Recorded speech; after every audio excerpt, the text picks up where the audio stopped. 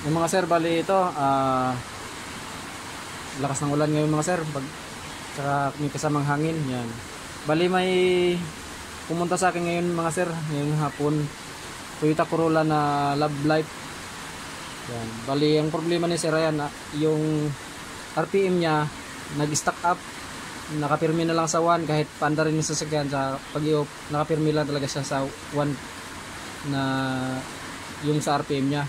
Tapos yung speedometer naman niya, cable type. Yan.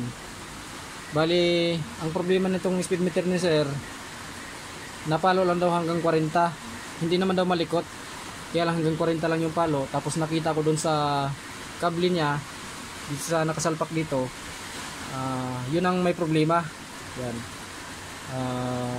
Bali, tanggal yung ano, nahugot yung kable doon mismo sa lock nung pinakadulo doon sa kable. May lock yun eh, yung para magkaray suksok dito. Tanggal yung mismong, nahugot yung mismong kable.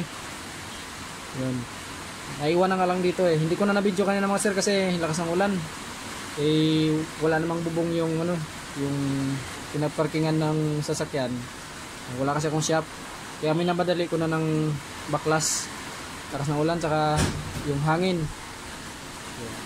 Ngayon lang daw kasi may time si sir eh, kaya nagbakasakali siya na gawin ko to.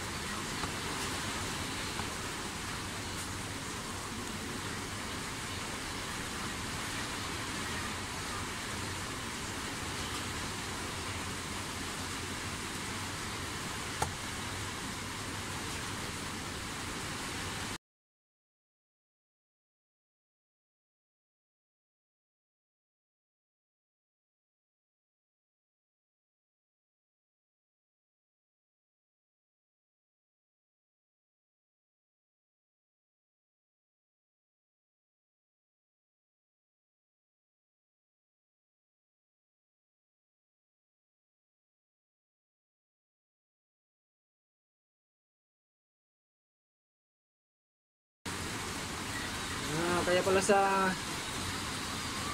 pala siya nag-stack up mga sir, nasabit siya dito sa ano.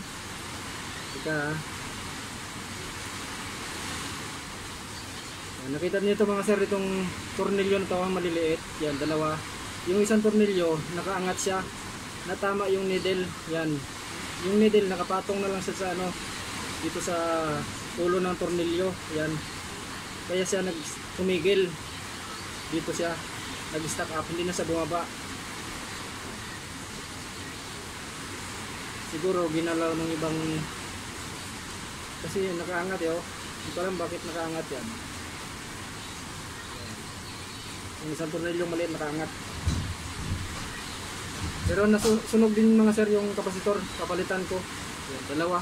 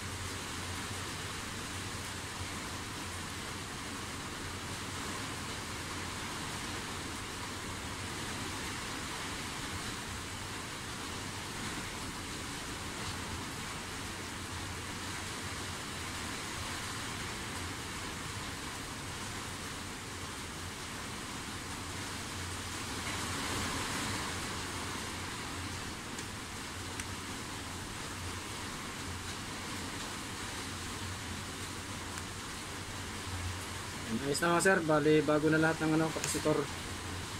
Yan. Ito yung mga luma, mga sunog na oh. Yan.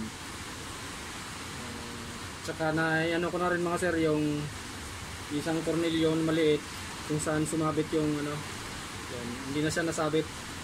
Yan.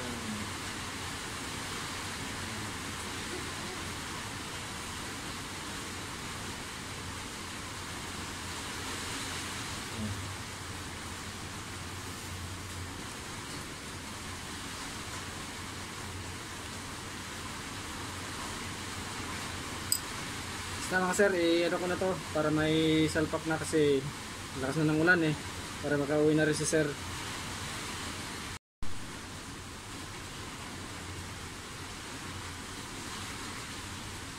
Yan, ayos na mga sir, hindi na siya nag-stack up. Yan. Nabalik na siya sa zero. Yan. Sumasabit kasi siya dito kanina sa maliit na tornilyo na yan. Kaya nag-stack up siya.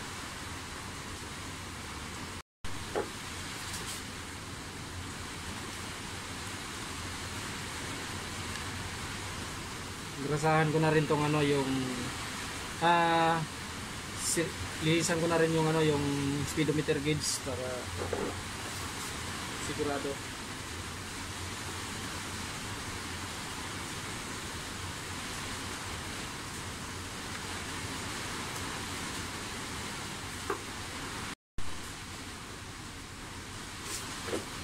Ang sir, ayos na yung RPM at saka speedometer. Yan. Isimbolan natin ito mga sir. Yung speedometer mga sir, inanuhan ko lang ng lubricant kasi tuyo na din medyo maganit na din. Baka isa rin yun sa dahilan kaya hanggang 40 lang yung palo. Yung kable ayusin ko rin mamaya doon ng salpak.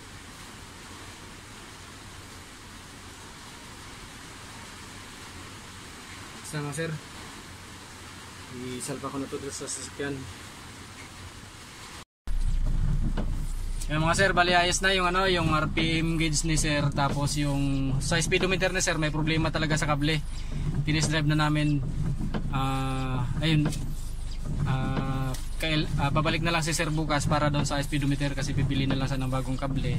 Tapos sa RPM gauge ayos na. Yan. Pasoy ako sir, parib ako sir. Pa-revolusyon lang sir, revolusyon lang. Yan, ayos na mga sir yung yung RPM gauge ni sir. Bukas babalik na lang siya para sa speedometer, maayos namin ni sir.